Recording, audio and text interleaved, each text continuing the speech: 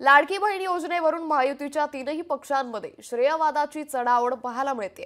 ठाण्यातील एका होर्डिंगनं आता सर्वांचंच लक्ष वेधून घेतलंय। ठाण्यातील ईस्टर्न एक्सप्रेस हायवे लगत असणाऱ्या नितीन कंपनी सिग्नलवरच हा भला मोठं होर्डिंग उभारण्यात आलंय।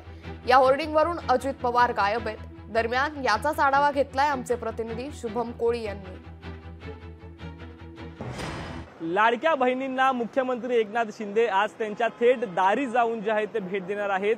परंतु त्याचपूर्वी आपण पाहिलं तर मुख्यमंत्री एकनाथ शिंदे यांच्या ठाणे येथील निवासस्थानाबाहेर जे आहेत ते काही बॅनर झळकताना दिसून येत आहे। मुख्यमंत्री एकनाथ शिंदे यांचा ठाणे येथील असणारा शुभदीप हा निवासस्थान आहे आणि याच निवासस्थानाबाहेर एक उंच बॅनर जे आहे ते लावण्यात आलेले आहेत। या बॅनरवरती आपण पाहिलं तर देवेंद्र फडणवीस जे उपमुख्यमंत्री आहेत त्यांचा एक भला मोठा फोटो असेल, त्याचबरोबर कमळ चिन्ह असेल आणि त्याच खाली जे आहे ते देवा भाऊ लाडक्या बहिणीला 1500 रुपये महिन्याला असा उल्लेख जो आहे तो करण्यात आलेला आहे। आणि वरच्याच बाजूला या बॅनरवरती देशाचे पंतप्रधान नरेंद्र मोदी आणि त्यांच्याच बाजूला मुख्यमंत्री एकनाथ शिंदे यांचा फोटो जो आहे तो लावलेला आहे। परंतु ह्या बॅनरवरून जे आहे ते महायुतीचे उपमुख्यमंत्री आहेत अजितदादा पवार त्यांचा फोटो मात्र वगळण्यात आलेला आहे। आणि याच कारणामुळे ह्या बॅनरला अनुसरून जे आहे ती कुठेतरी राजकीय वर्तुळामध्ये ठाणे शहरामध्ये पुन्हा एकदा चर्चांना उधाण जे आहे ते मोठ्या प्रमाणात आल्याचं दिसून आलेलं आहे। आपण पाहिलं तर अमित शहा यांचा नुकताच मुंबई दौरा पार पडलेला आहे। त्या दौऱ्याला देखील उपमुख्यमंत्री अजित पवार